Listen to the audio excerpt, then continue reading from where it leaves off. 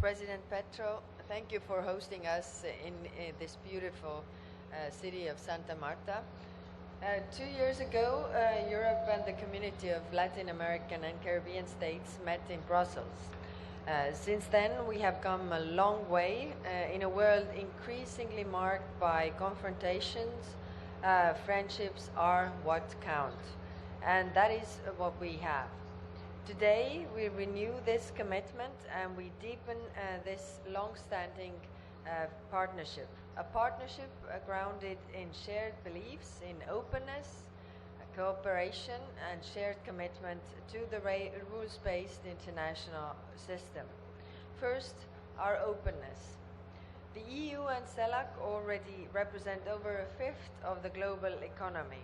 Our agreements with the Andean countries, Central America and CARIFORUM have been steadily delivering, but our joint potential is immense.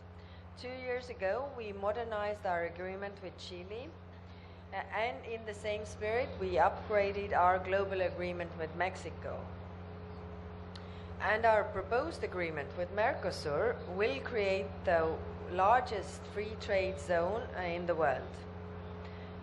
Soon, almost the entire Latin American and Caribbean regions should be able to trade freely within the European Union.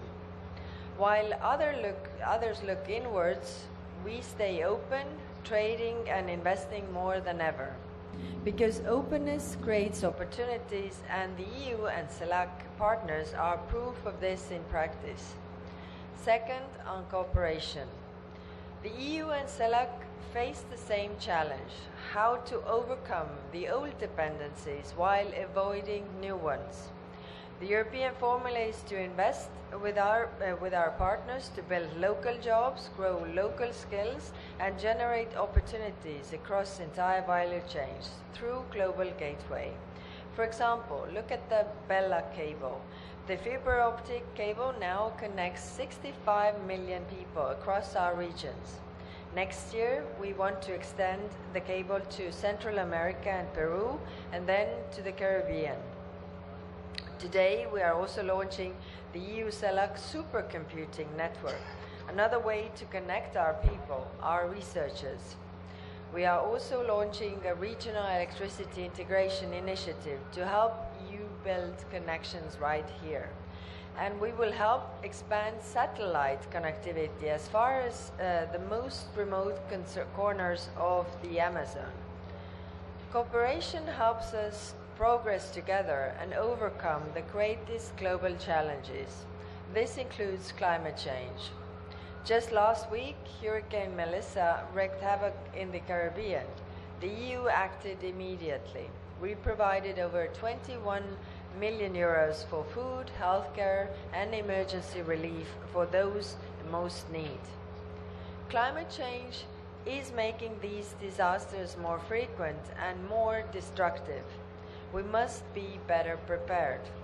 That's why we are expanding across access to the Europe's Copernicus satellite system to give our Caribbean partners real-time data to monitor storms and save lives. And lastly, on international system.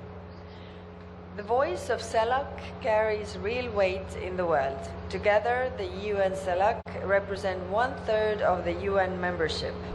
And that is why we also count on your voice to help us tackle not only the greatest threat to Europe right now, but international law and global stability, which is Russia's war on Ukraine. I'm often asked why we are so fixated on this war, where there are so many wars ongoing today.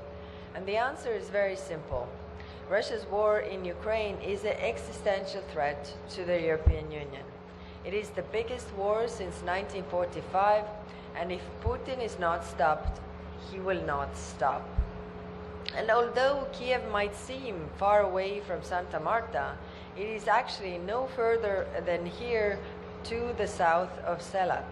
And this is blatant breach of international law, sovereignty, and territorial integrity that could occur anywhere. Unchecked aggression only breeds more, and we are all responsible for standing up to the international law and creating the conditions for just and lasting peace. Dear President Petro, Europe and CELAC shares so much more than only history. All our people believe that we can do better by working together. So let us keep building on this. Thank you. Muchas gracias.